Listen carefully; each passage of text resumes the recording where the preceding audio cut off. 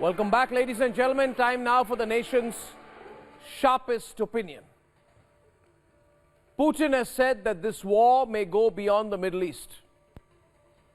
Is he saying it because that's his view?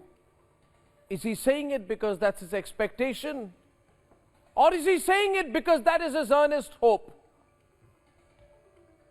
I think it is Putin's hope and wish.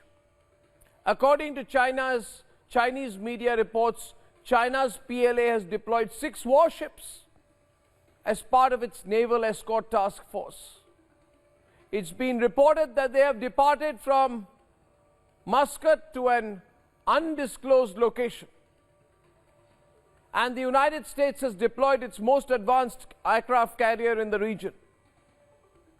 The Chinese media a few hours ago has said that Beijing will boost coordination with Iran on multilateral platforms such as the United Nations, the SCO, and BRICS, quoting its number 2 Li Qiang.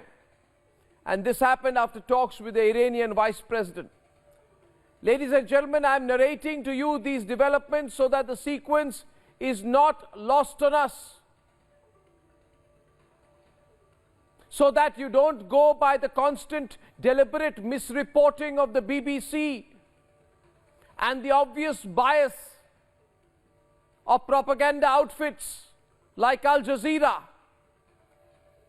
Because the reality must be told. Because the reality of the Chinese hand must be exposed. Because this mystic Chinese interest, these frantic meetings and handshakes in Beijing and Moscow, this sudden, thrilling, gleeful cozying up to the Iranians, which we predicted here at Republic. Remember, we said it clearly that the cat is out of the bag. This is all a China operation.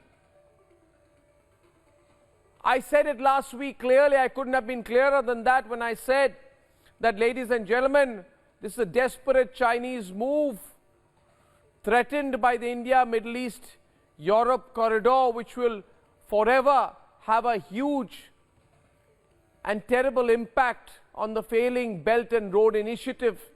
China will do anything. China is funding Iran, and Iran is funding the Hamas, and that is why in this series of connected developments, I view the sudden decision to give the death penalty to 8 Navy veterans from India in Qatar as part of that overall game, put pressure on India. Because India has stood with the right, because India has questioned the Hamas, because India, ladies and gentlemen, has supported Israel, and because India in its sovereign economic interest is tying up as a major global player to provide that alternative to the BRI, a much better alternative involving democratic nations, which is the India, Middle East, Europe corridor. Ladies and gentlemen, China will always be guided to go to any extent in self-interest, to the ends of the earth to inflict damage to protect its own expansionist, selfish and economic interests. We know exactly what their role was in spreading COVID. We know exactly what their role has been in being the silent hand behind Moscow. And they are misleading the world, and now global analysts are talking about what we said at Republic for almost over a week, the Chinese hand. And I request the so-called global media, which knows very little beyond its own narrow, myopic interests, to learn to speak up. The question is whether what is blowing up in Israel is because of the growing economic war between India and China. Because China is insecure, terribly insecure of India's growing economic prowess. So it's making everyone from China to Qatar so insecure that we are sending them into a flap with the odd and sudden fluttering. Ladies and gentlemen, remember and never forget that what has happened on October 7th is within weeks of the announcement of the India, Middle East, Europe corridor. Biden's talking about it now. Thankfully, America is waking up to it, speaking up. The American media never understands and has no depth to understand beyond their own domestic issues. Ladies and gentlemen, this war is a war with multiple points of global economic interests. And there is one point being spoken about, which is to blunt India's galloping pace and influence globally. So is there an India link to what is happening in Israel?